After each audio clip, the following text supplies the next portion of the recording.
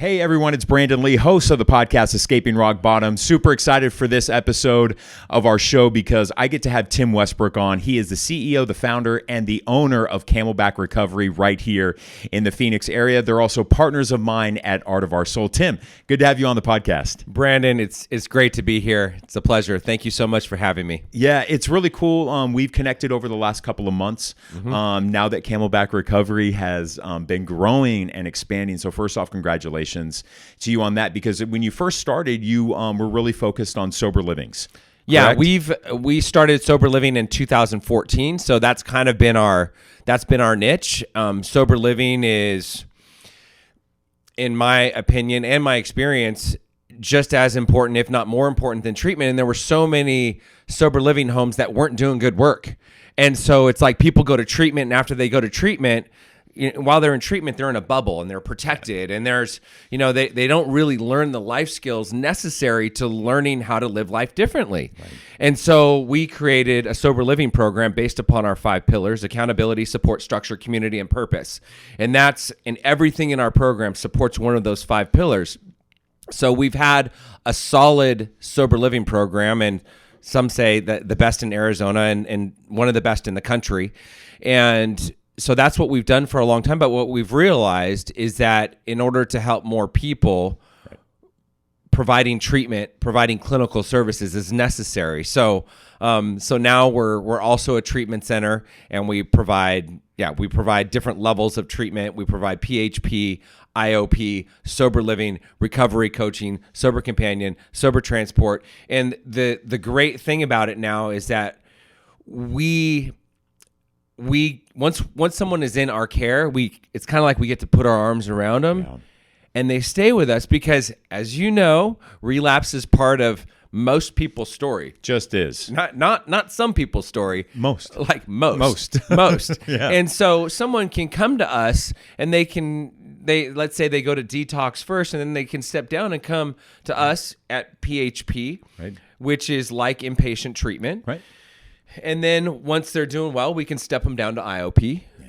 And then if they're in IOP and maybe they relapse while they're in IOP, or maybe there's 2 steps forward, 1 step back. So we can put them back up to PHP, and then we can step them back down to IOP, and then we can step them down to sober living. Yeah, it's really fascinating because I agree with you wholeheartedly that, that first year is a lot. It's a lot. It's just a lot. And, I think creating that structured, sober living environment is crucial, because let's call a spade. And, I speak truth. And there's a lot of sober livings out there where they really don't care about the people. They're just in it for the money. And that's just the truth. Okay. Yeah. Those exist out there. There's not a lot of structure about it. They're like, yeah, you have to go to one meeting. It's just like, but where's the other accountability, there? Right. And so I think it's really important to have a really incredible program like yours that it really does a good job with the structure of it, because we all know building the foundation, we all need that structure, because as addicts, we don't have any structure, right? We're wild child. Yeah, we're without wild. Anything. Yeah, and it's kind of like one day we really want to get clean and sober, and then we're triggered. Correct. And then the next day we get into a fight with the house manager, get into a fight with someone at a meeting says something we don't agree with. I mean, whatever it is, next thing you know, it's like, screw it, I'm out of here. Yeah. It's so easy. The path of least resistance is to go back to doing what I was doing before I got clean and sober. Right. And so now we're helping people, and we're guiding them towards the path of living life differently, being clean and sober, making the right decisions. And when someone's in treatment, they're protected. Literally, they wake up, they make their bed, they have breakfast, then they go to group, then they have lunch, then they have individual, and then they have group, and then they do yoga, and then they have dinner, and then they go to an AA meeting, and then they go to sleep. So really, there's not the opportunity. The opportunity to relapse is minimal. Right. And so going into a treatment center, going into a structured sober living, really our experience is that it helps them learn how to live life. So, as you know, new lifestyle habits, new eating habits, new sleeping habits, new exercise habits. They pray, they meditate, they maybe get down on their knees, they get humbled, they have it's just like new hobbies, new interests, new friends. Like everything has to change. Oh my God, when you just said that, this is going to trigger like a memory of mine when I first got sober. My first sponsor in recovery, I had 60 days sober before I got my first sponsor, which I don't recommend when you're in AA. But anyway, it took me 60 days to choose somebody. Anyway, I did. I also moved after 30 days from LA to Atlanta, Georgia, and changed my job. It did everything that they tell you in AA not to do. I did it. I didn't know, though. I didn't know because I didn't have a sponsor at the time. Anyway, so I had my first sponsor, and we were at this Starbucks. And we got to the time where it was like the third step prayer, and we were at a Starbucks doing book work, and he goes, follow me into the bathroom. And I looked at him, I'm like, huh? He goes, follow me into the bathroom. I was like, what? And he goes, follow me into the bathroom. I did. He made me get on my knees in the bathroom and say a prayer. And mind you, like, he was straight, I'm gay, and I'm like, if anybody walks in on us right now and I'm on my freaking knees, they're going to assume something. And here I had to pray. I don't get on my knees anymore to pray. But I do believe in the spirit of higher power. I do not get on my knees and pray anymore. But I digress. You just like triggered that memory. All right. So I really want people to get to know you, Tim, and because you are the owner. Go ahead. One more thing I just wanted to mention about sober living houses, halfway houses. There's a broad spectrum, right? There's the low-priced $100 house, $150 house. And part of the reason why there is no structure and accountability, or the structure and accountability is lacking, is because they really don't collect enough money to provide the structure and accountability that's necessary, in my opinion. Well, then to me, it's a waste. I mean, you're not setting people up for success, right? I mean, if you're... It's kind of like this is what I just say. You've got to figure out a way to provide those services if that's what you're going to do for people. It's kind of like throwing a dart. Yeah. You might get into a good house with a good community of people that really want to be clean and sober, that are really, on that path. Right. But more often than not, you end up in a community of people and someone relapses, and then that's what I mean. I don't know. I'm of the belief that I would tell the owner, whoever owns a place like that, I'd be like, then why are you in it? Yeah. Like if you're unable to provide the services that are truly necessary, that we all know what's necessary in order to keep people sober, and to provide that, then what are you doing it for?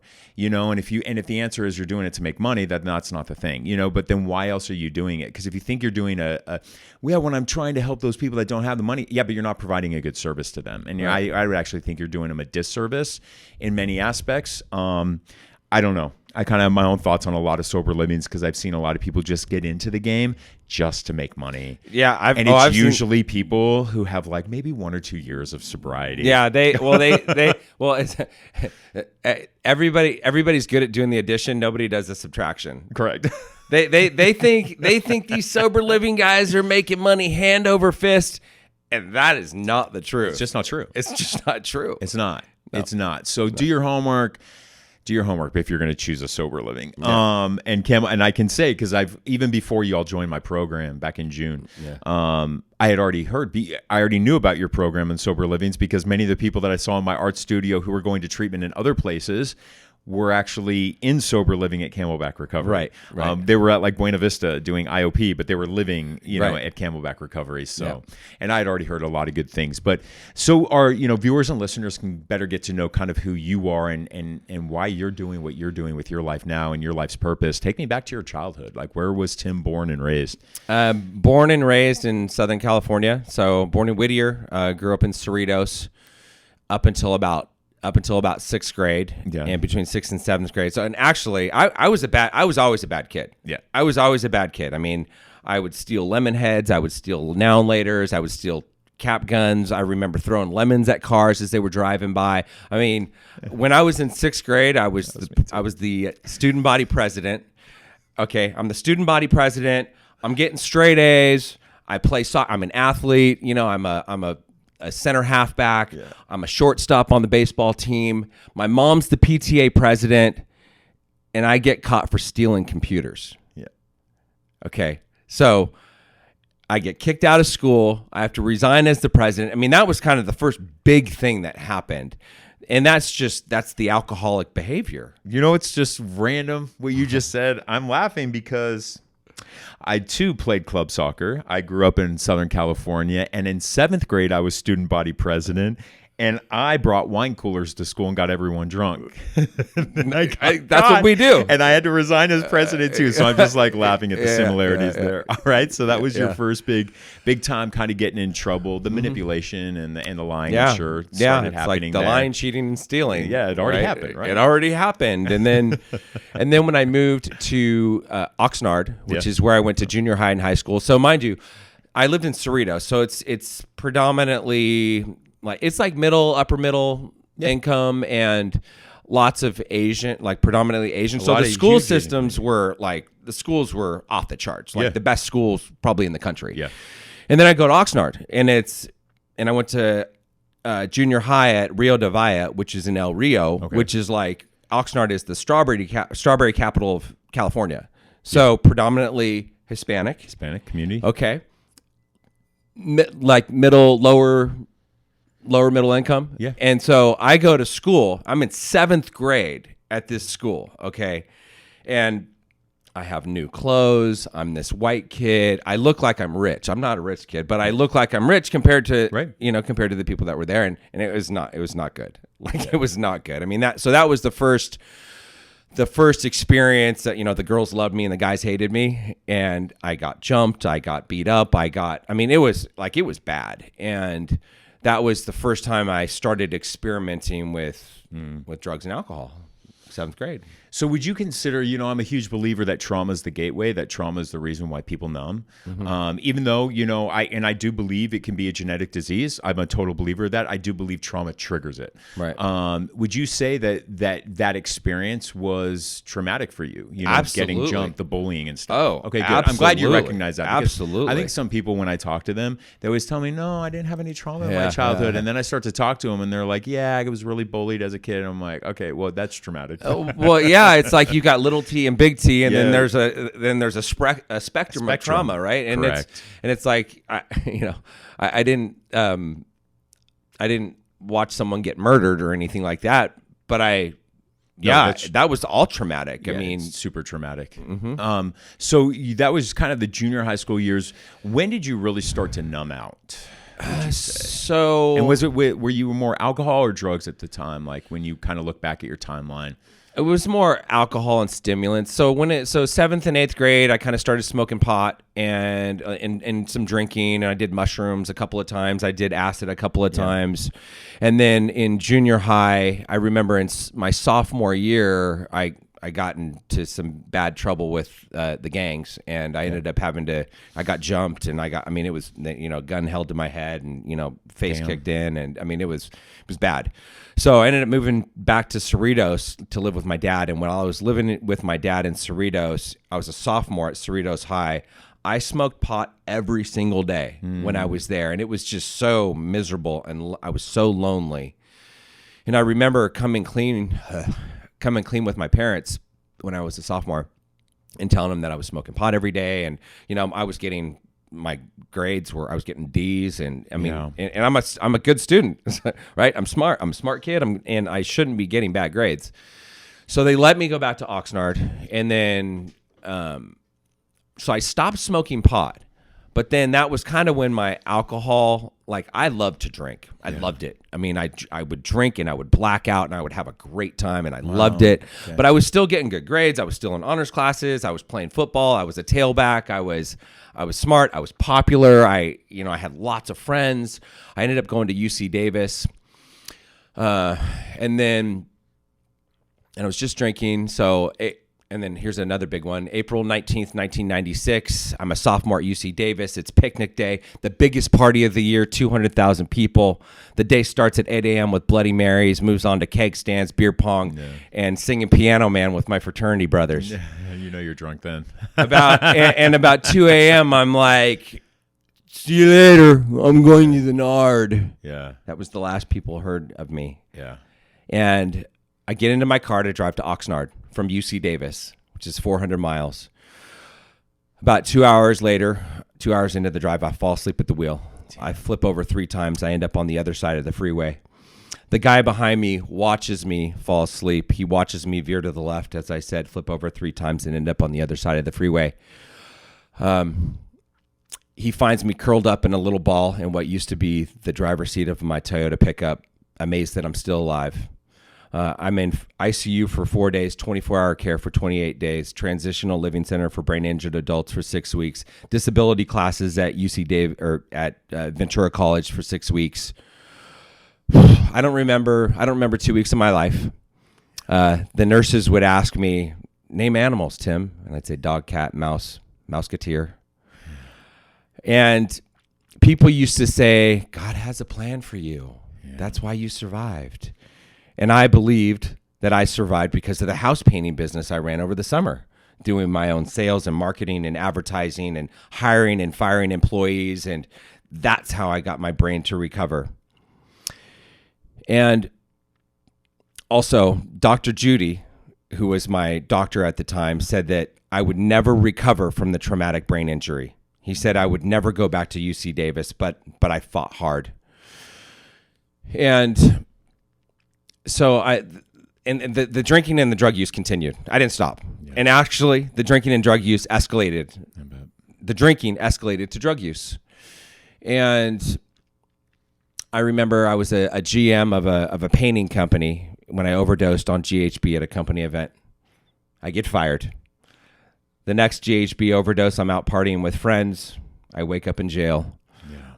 The next overdose, night before Easter, I'm out partying with my cousin Brian, and I get fired, or I get kicked out of my stepsister's house.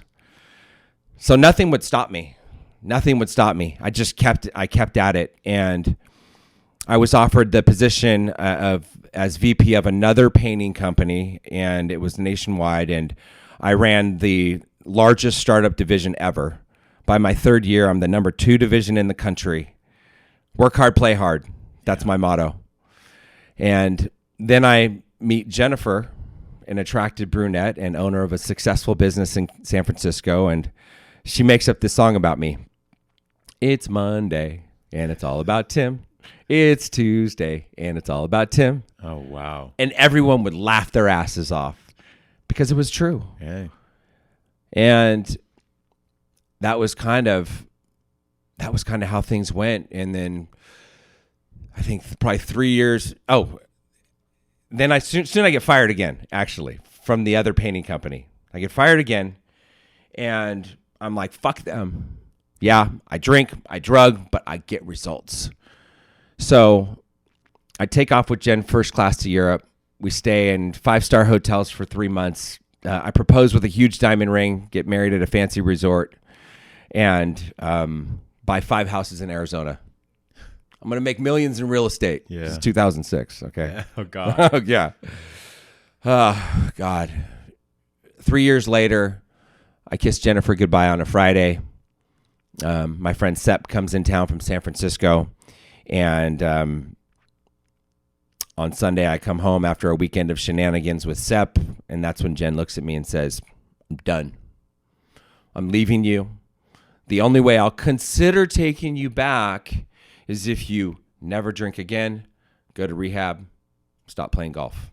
2 days later, I end up at my first AA meeting ever.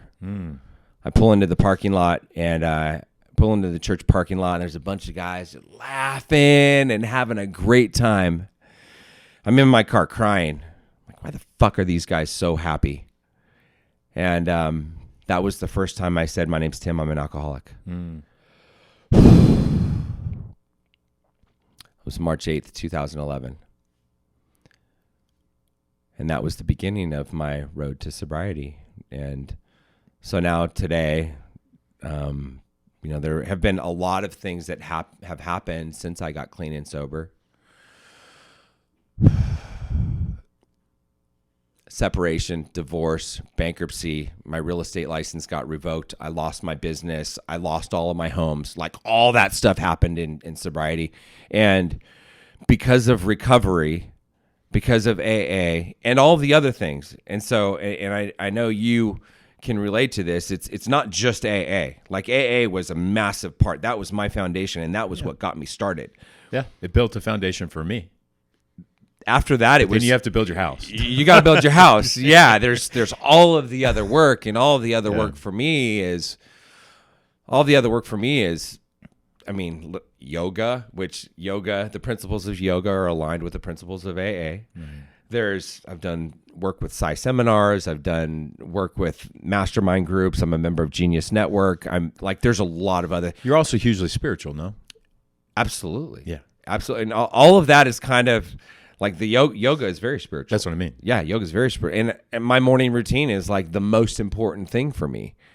I get up in the morning, I do breath work, I pray, I meditate, I do my gratitude list, I connect with other alcoholics, other people in recovery. I go to Optimize, I do ice baths, I do red light therapy, and like all of the other things. I do NAD therapy. There are so many other things that I do to help me stay on the path, and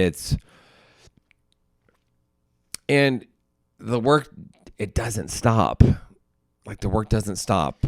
Yeah, for me, it's not that the work doesn't stop. It's just that I want to continue to grow. Yeah. I don't look at it as I have to do this just to stay sober. Like I'm past all that. Yeah. That because that's fear-based. You're still living in fear, right? If I have to do this, otherwise this is going to happen to me. That's living in fear. Right. So even the sayings that, I get it. A lot of the AA stuff at the very beginning, it's very fear-based. Meeting makers make it. Well, you're telling me if I don't make a meeting, I'm not going to make it. Right. Yeah. That's reverse psychology and telling me that if I don't go to this meeting, I'm not going to make it. Right. But that's needed for a lot of people at the very beginning. It was needed for me at the beginning. But the things I do now, I choose to do now, not out of fear that I'm going to relapse on meth or GHB again. No, I'm doing the things now because I want to continue to grow. Like I do shamanism and I do that deep breath work and inner child work, not because I'm afraid if I don't do it, I'm going to relapse on G or meth. I'm doing it because I want to be a person, whole body, mind and sound, so that I can have healthy relationships, so that I can eventually have a husband who gets all of me. That's what I do that for. Yeah. I do it for something, not out of fear of relapse. And I think people need to start looking at it as, I'm doing this because I want to be a better person.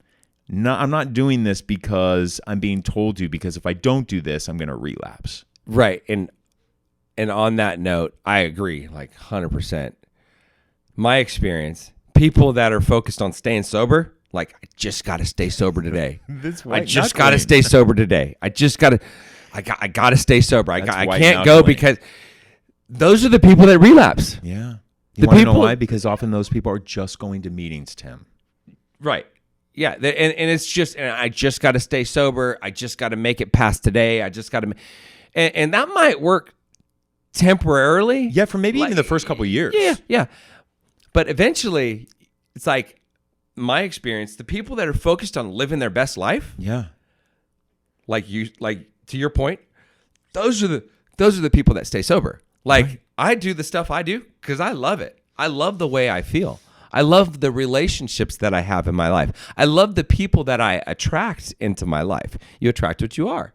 Absolutely. And that's why I tell people all the time. And sometimes when I say this, people in 12-step programs, they look at me a little cross-eyed at first. And that's why I tell them, I am so grateful for the relapse that I experienced in 2020 because it finally woke me up. Right. To do the healing work that was necessary that I should have done years prior. That relapse got me to go, dude, you have not healed. You need to do different modalities to heal you. And that's why, because I don't count time anymore, but if I did, it was a little over a year and a half ago when I experienced my first relapse in recovery. Right. That I look at my life now and I'm like, I'm the happiest I've ever been. I'm happier than I was at year 12 collecting a medallion in front of a room full of strangers. Right. I'm happier a year and a half later. So that should tell people, meetings are a piece of the pie, but if you do the whole pie and you add these modalities, yoga, spiritual healing, I do shamanism, inner child work, you do those things, fuck, you could be so happy in such a short amount of time. Yeah. There's a lot of ways to, do the work, as they say. And AA is just one part of it. It's a part of it. It's a part of it. I mean, it was a big part of it. I mean, shoot, I went to 1 or 2 meetings a day for my first 2 years. 5 meetings a week for 10 years, Tim. Yeah, I did lots of service work. Yes. So I mean, I still go to meetings. I still sponsor guys. It helps me stay out of myself, and that's where I started. And I'm so grateful for AA because it really got me on the path. beyond that, like I said, I've done Ironman a couple of times, and there's the Ironman community, and there's, Right. there's the F45 community, there's the yoga community, there's all of the different things. There's the Genius Network community. I'm in another mastermind group that I was at this last week. There's that community. So there's all these different communities, and I live a healthy lifestyle. And so I attract people that are like me, so I can do all these other things. And there's some people that are also in recovery. I cross paths with quite a few people that are in recovery that are living their lives similar to myself. Right. So I see lots of other, and it's kind of nice, we give each other the little wink. It's like, oh yeah, friend of Bill. Yeah. But we're not like, I remember going to a yoga retreat. It was a wellness retreat with my good friend Donnie Starkins, and it was a weekend retreat, yoga, working out, wellness, hikes, and we didn't talk about recovery at all. Yeah. And after the retreat was over, I found out there were quite a few people that were there that were in recovery. One guy owned a treatment center. Someone else worked in the treatment industry. And it was like, this is so cool. It's such a cool experience. We weren't sitting there talking about our war stories. Yeah. We were just like at this yoga retreat doing those things. Yeah. It's kind of nice though. It's super important, I think, too, to your point, to surround yourself, God, this cliche saying, stick with the winners. Yeah, that's not prejudice. Right. But it's really sticking with people who you see doing well in life overall, not putting on a facade, but truly doing well. Because where our thoughts go, our energy flows too. And that's why I always tell people, don't live in fear. Don't live in that rat race, in that spinning wheel of fear, because truly where your thoughts go, your energies will flow and it'll impact your life. And so if you're constantly fearing that relapse, if you're constantly living in oh my God, if I do this, I'm going to relapse. If I'm going to do this, I'm going to relapse. If everything is like that, you're constantly talking about that. Here's another thing too, that where our thoughts go, our energy flows is one thing that sometimes I do get pushback from people. And I don't mind it, because I think it's important that everybody has their own experiences and their opinions, and we don't hate on others for their thoughts and their opinions, right? And I think sometimes we can, in our community, we can actually be very judgmental people. But I always tell people that, for me, we can never compare programs with other people, because the program, there's not a one size fits all in recovery. Mm-hmm. And that we have to respect other people's journeys on how they get sober and how they maintain their sobriety. Right? Because there's not a one size fits all approach. And I think that if we're just supportive of other people and their healing journeys and understanding that, like for me, I don't go to meetings anymore. That's not part of my program today. But that doesn't make me any less in recovery than somebody who goes to a meeting a day. You know what I'm saying? Right. Because that person may need a meeting a day. Because I also look at addiction on a spectrum. And I used to have a very, very black and white approach when it came to recovery. I'm either like, well, you're either all in or you're not in. And I don't believe that to be true anymore. I think with everything that there is a spectrum. And I think with every disease out there, there's a spectrum. Mm-hmm. You look at autism, there's a spectrum, right? And even in the program, they do say some are sicker than others, right? Some are sicker than others. Yeah. He even laid it out. There's a spectrum. Yeah. Right? And so I tell people, and this is where I'm a true believer of this, is that because I'm special. I have two therapists. I have a talk therapist and I have trauma therapist, and then I have my shaman. Yeah. All of them told me, stop calling yourself an addict. Stop calling yourself an addict. You're no longer an addict. If you continue to call yourself an addict, you will become what you constantly are calling yourself. And I pushed back on that for years, because it was so ingrained in my head that I always had to say, my name is Brandon and I'm an addict. Yeah. So I started to change my language. I'm a recovered addict. And I would start to see eyebrows being raised in meetings. Mm-hmm. What, he just say recovered? Da-da-da. Yeah. Because I don't believe once an addict, always an addict for everybody. Right. I don't believe that to be true for everybody. And I believe that, I don't know, I would love just to get your thoughts on this, because I just love having these kind of conversations with people, because fine, it's a disease. You mean to tell me that there's pretty much a treatment and a cure for almost every other disease out there, but not addiction? Really? I know in the big book they say science hasn't, we haven't discovered like a magic bullet yet to cure all that. Book that was written in what, 30s? 20s and 30s? Okay. So I tell people this all the time. Well, science has improved since the 1920s and 30s. I mean, you look at all the cancer research and you look at all the research that's been done out there in the scientific research, right? And so I tell people, I'm like, okay, things are a spectrum, right? So why is it just addiction that you're stuck with the rest of your life? And and then it takes me back to trauma and the belief that trauma is the reason why people numb. Well, guess what? I just happened to choose a substance, as did you. But guess what, Tim? Some people shop. Some people choose porn. Some people choose food. Do we tell the people who chose food, trauma-based, food addict, do we tell them they can never eat again? The person who chose porn or choose sex addiction, do we tell them they can never have sex again? No, we do not.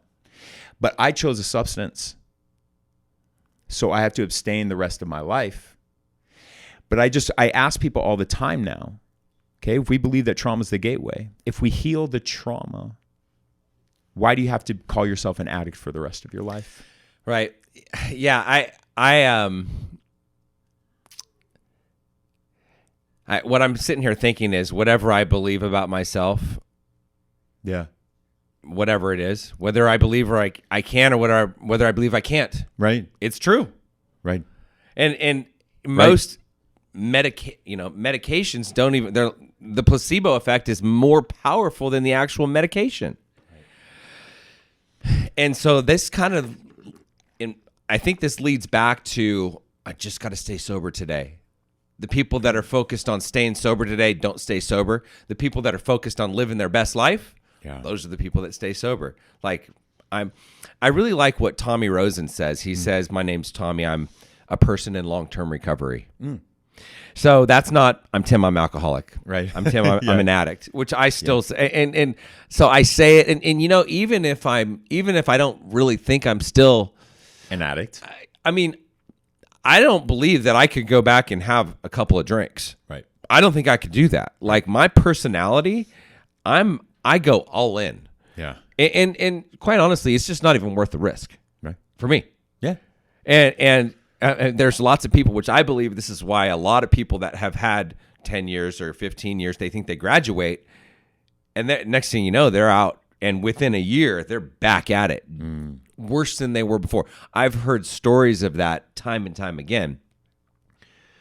I mean, the drinking and the drugs, that's just the solution. That's the solution. Solution when you haven't healed from your trauma because you're trying to numb out. Yeah. But to those people I ask, have you healed from your trauma?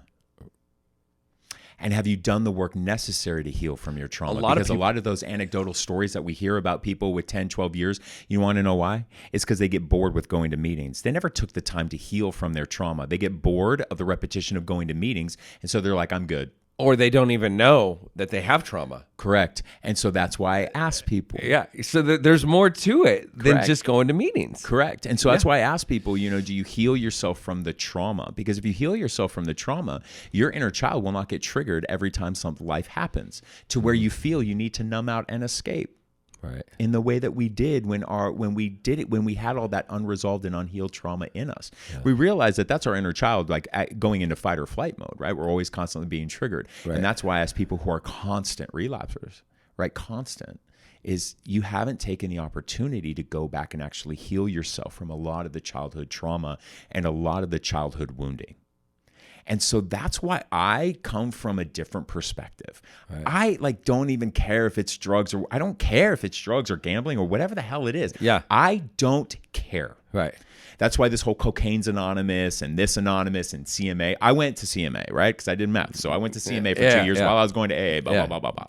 I don't care what it is. It doesn't matter. Yeah. It doesn't matter. It's all about the trauma. So I ask yourself, what was your trauma? What was your trauma? Let's identify it, and then let's use the modalities that get you past the frontal lobe into the lower part of the brain to go back and rewire. Because if you rewire, I truly believe you have a better chance at long-term recovery. And that's why I don't care if it's a substance. I don't care what it is. I always just go back to the trauma. Yeah. I think I agree. I agree with you. I think you're right. And there are many people that say trauma is at the root of all addiction. And I'm of that belief. Right. I am of that belief. And, people, when I say that, there will be some people who hang on to, no, it's a genetic disease and this is what I was born with. No. A lot of us are born into this world predisposed to diseases, genetics from our family. Yeah. It doesn't mean I am guaranteed to get it. I Right. believe that trauma triggers that.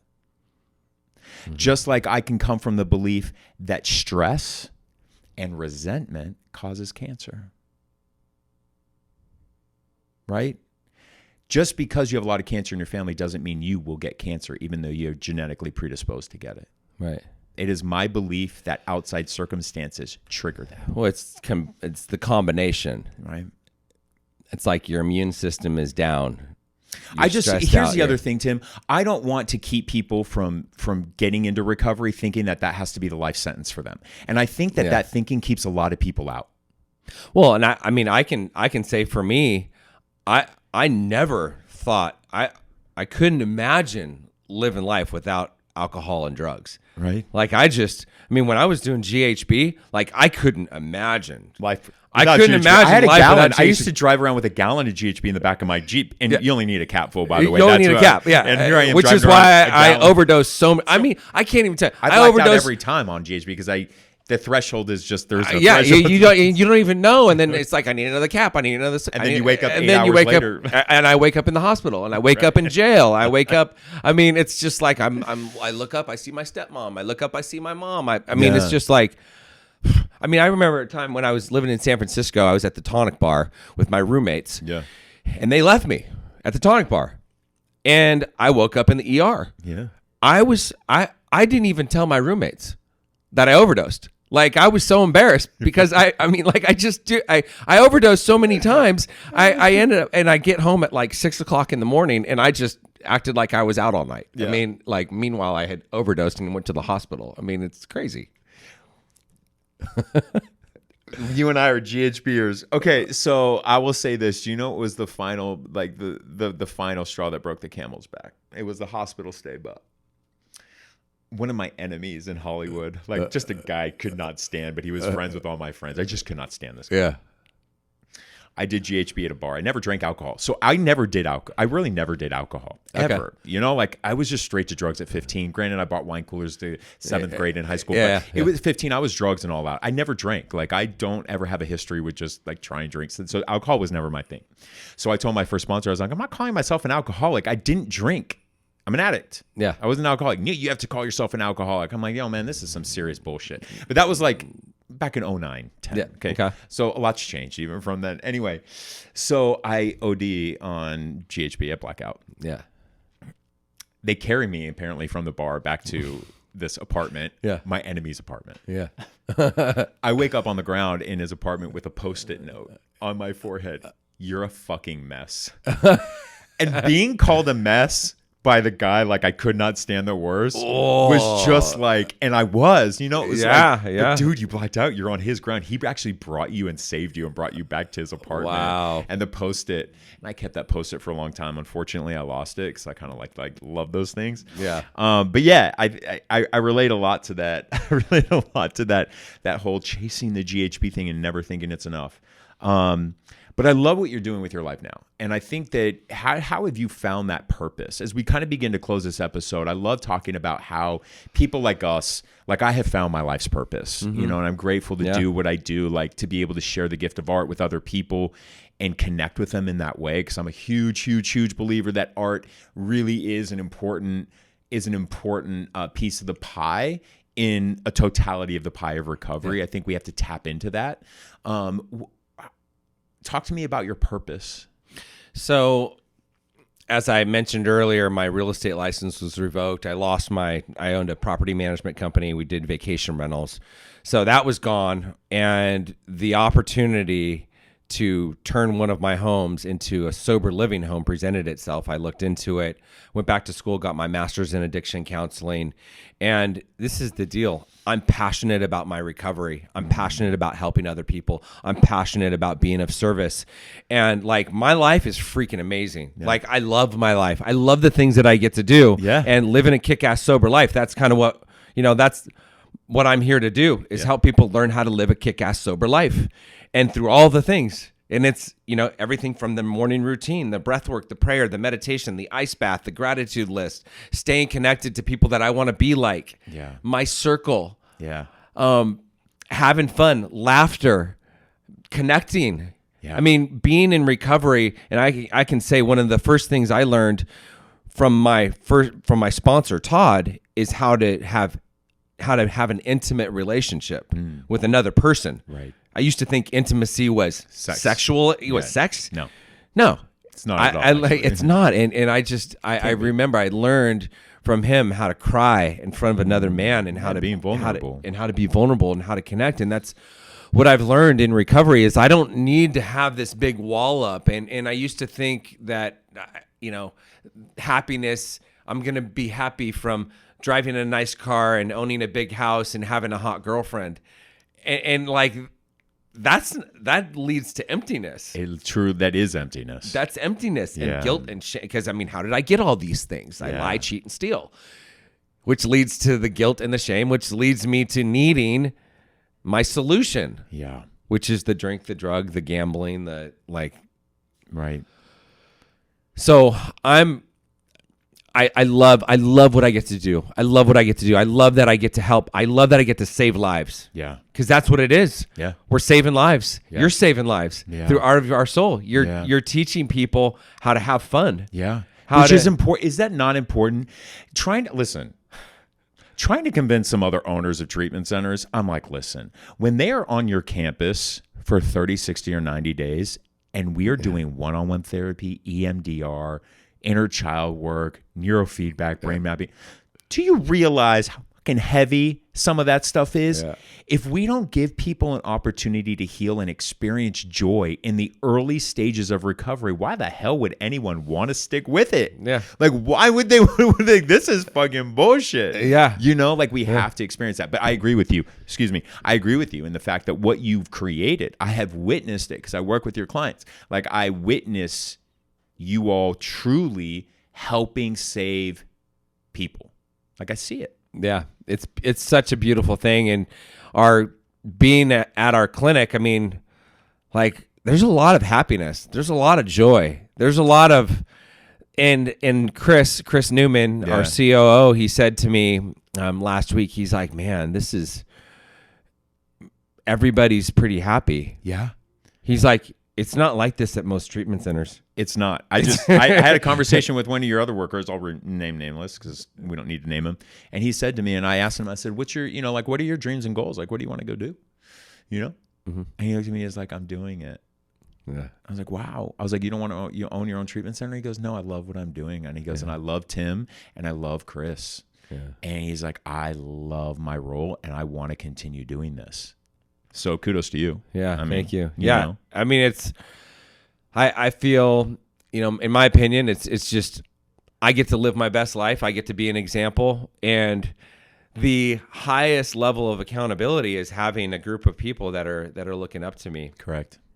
I was at a mastermind retreat last week, and Bo Easton was the facilitator, and he said, how did it go? He said, the success of the team is dependent upon the character of the leader. Oh, 1,000%. The head of the snake is the most vital part to the entire chain. It just is. Yeah. That's how you tell a good company. Yeah. And that's it. And I feel great. I feel great about the man I am today. Yeah. About my behavior. I think when you're truly in line with your purpose, and I always tell people, what is your intent? What is your intent? And if your intent is to make money, no, forget it. I tell people all the time, like I left a career of 22 years mostly with CBS News. Right. I was in the middle of a major contract. I'm 42 years old. Like, come on, dude. Main anchors at 42, like, you just getting started in the news business. Right. I walk away from that. I had 3 treatment centers last November. 3. Mm-hmm. Okay. You're not in it for the money with 3 treatment centers, right? Doing art. So but it didn't matter to me because it wasn't about that. I knew how art had healed me and helped heal me while I was doing trauma healing. And I'm like, man, I want to give this to other people. Like, I want to be able to gift this to them. And I want to be able to show them, like, you can do this too. Like, I'm self-taught. I never took an art class. I'm self-taught. And so, I always tell, what is the intent, And your intent can be pure. Everything else takes care of itself. It does. It just does. It does. So as long as your intent is good, and I tell people that. Tim, man, it's great to have you on. Yeah. It really is great to have you on. I love seeing your success. I love seeing how happy you are. And I do follow you on social media and to see you out there. I saw you out in SoCal this weekend and hitting the beach. That's why I gave you like the love eye emojis because I'm like, I love my beach. I love my SoCal beaches. It's amazing. It's amazing. But you're able to go do those things. You're able to. I get to do those things. You get to do those things. And I want everybody who's listening and watching to understand we both have been through the dark and we both survived a lot of wars. But I just want you to look at our lives now and just understand that you can get to do that too. It takes work, but it doesn't have to take a lot of time, And so don't think that your life ends when you put up the drugs and you put up the drinking. Like, life truly begins. And as you said, you laugh more now, genuine laughs, than you ever did before. I'm the same way. And I want other people to experience that. And we do that by sharing this, right? We do that by sharing our stories and sharing those things. So appreciate you, man. And congrats on the growth of your company. My goodness. I see the growth because more people are coming each art session. I'm like, oh, they're expanding. We got more people. Catherine, we got more folks coming in today. Yeah, it's great. It's great. So congratulations. Yeah, I appreciate that. And I'm grateful that I got to be here on your show. And hopefully I shared something that's going to help somebody. You did. And yeah, it's just, life is amazing. Life is amazing. And I was one of the people that thought that my life was over because the drinking and the drugs and the high. I mean, I'm addicted to the high. I want to be high. For sure. And so today I just, all the things I get to do, like I've already said, it's like the yoga, the CrossFit, the F45, the triathlon, the swimming, the riding on the e-bike. I mean, it's just like all the cool things. And guess what? I remember everything. Yeah, I was just going to say, and you remember it? I don't wake up in jail. I don't wake up in my car. I don't wake up in the hospital. I don't wake up in a friend's house with a Post-it note on my forehead that tells me I'm an asshole. Like, none of that. Like, none of that. And I feel great. I mean, I was just on a vacation for a week, and I got home late last night, and I'm here today. Yeah. Because, like, I can. You can. I can. It's freaking awesome. Yeah. Man. It's freaking awesome. Tim Westbrook, he is the CEO, the founder, and the owner of Camelback Recovery here in Phoenix. If you are looking for an outpatient program, if you're looking for a PHP program, or even a sober living, definitely check out Camelback Recovery. They're right here in Phoenix, I believe, off 16th Street and 16th Street and Highland, which is 16th Street and Camelback. If you're not, it's in the Biltmore area, is where the clinic is, and our sober living homes are in Scottsdale. Yep. Okay. Very cool. So Camelback Recovery here in Phoenix and Scottsdale area. So check them out if you are looking to even dip your toe into recovery. Outpatient is a great way to even begin that journey. You don't have to immediately go to residential or PHP. You can start with outpatient as well. Just kind of start to explore if you're struggling out there. We'll see you back here for the next episode of Escaping Rock Bottom.